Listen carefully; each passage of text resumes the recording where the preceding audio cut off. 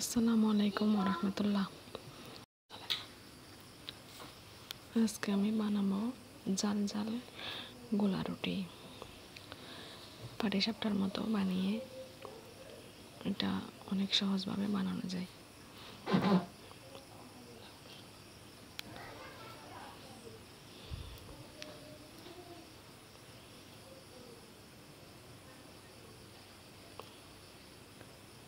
তো আমি সহজভাবে দেখাবো এটা কিভাবে বানাতে পারবেন, আপনারা বানিয়ে ট্রাই করতে পারবেন। এটা বিকালের নাস্তা এবং সকালের নাস্তা বাচ্চাদের জন্য ভালো হবে। প্রথমে আমি পেঁয়াজ কুচি নিয়েছি, কাঁচামরিচ কুচি নিয়েছি, টমেটো কুচি নিয়েছি, এখন ধনিয়া পাতা কুচি নিয়েছি।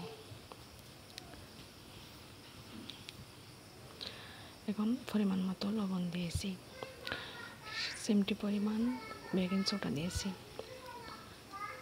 1 চামচ সয়াবিন তেল,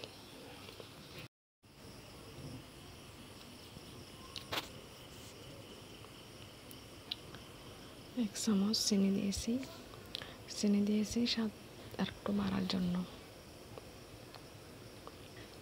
এখন হাত দিয়ে ভালোভাবে কষলিয়ে নেব।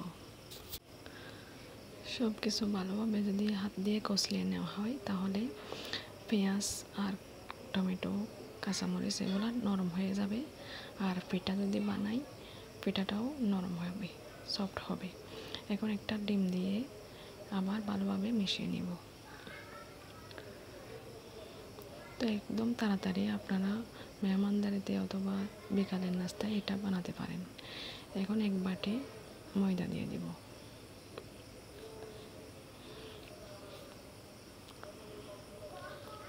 এখন আমি সামান্য সামান্য পানি দিয়ে আস্তে আস্তে একটা ব্যাটার বানিয়ে নেব।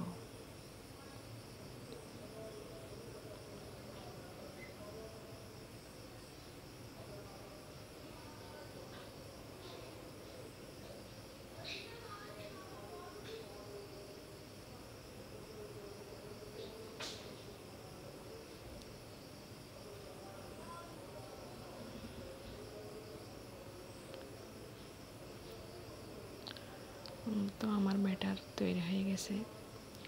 পিঠা বানানোর জন্য ব্যাটারটা বেশি ঘনও হবে না, আবার বেশি পাতলাও হবে না, মিডিয়ামভাবে ব্যাটারটা তৈরি করতে হবে।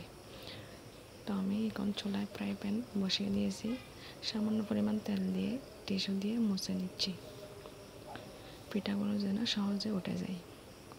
গোলা রুটি বলতে পারেন, আবার জাল পাটিসাপটা পিঠাও বলতে পারেন। তো এখন 1 চামচ ব্যাটার দিয়ে দিব। এখন চামচের সাহায্যে এগুলা আস্তে আস্তে আলতো হাতে চারিদিকে বিলিয়ে দিব। আর চুলার আঁচটা কিন্তু একদম লো হিটে রাখতে হবে, না হলে নিচে পুড়ে যাবে। এখন ঢাকনা দিয়ে ঢেকে দিব। ঢাকনা দিয়ে ঢেকে দিলে পিঠাটা ভালোভাবে হওয়ার জন্য সাহায্য করবে। তো ঢাকনা দিয়ে ঢেকে কিছুক্ষণ অপেক্ষা করব, 2 মিনিট লাগে।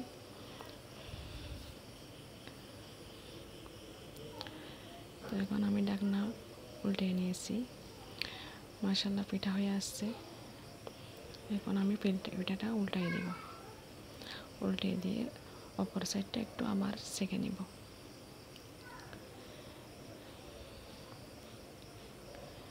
এখন পিঠাটা আমি আস্তে আস্তে রোল শেপে রোল করে নেব। তো এইভাবে আমি সব পিঠা বানিয়ে নেব। আমি আরেকটা পিঠা বানিয়ে দেখাবো আপনাদেরকে। এখন আর তেল দিতে হবে না। এখন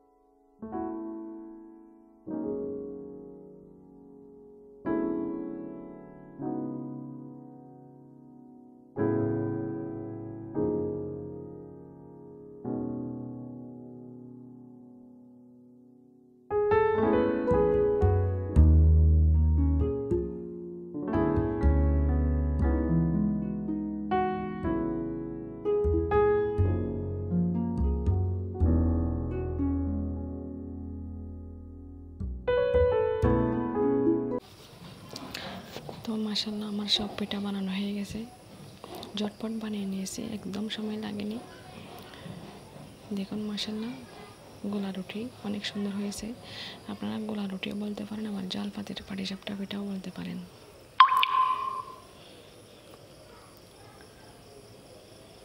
তো বাচ্চাদেরকে দিয়েছে, ওরা খেয়ে অনেক মজা করছে, অনেক মজা হয়েছে বলছে। তো আমার এই রেসিপি যদি আপনাদের ভালো লেগে থাকে প্লিজ লাইক, কমেন্ট ও সাবস্ক্রাইব করে পাশে থাকবেন। আর আপনারাও বাসায় ট্রাই করবেন, কেমন হয়েছে জানাবেন। আমার এই রাস্তাটা আপনাদের কেমন লাগলো জানাবেন। আসসালামু আলাইকুম।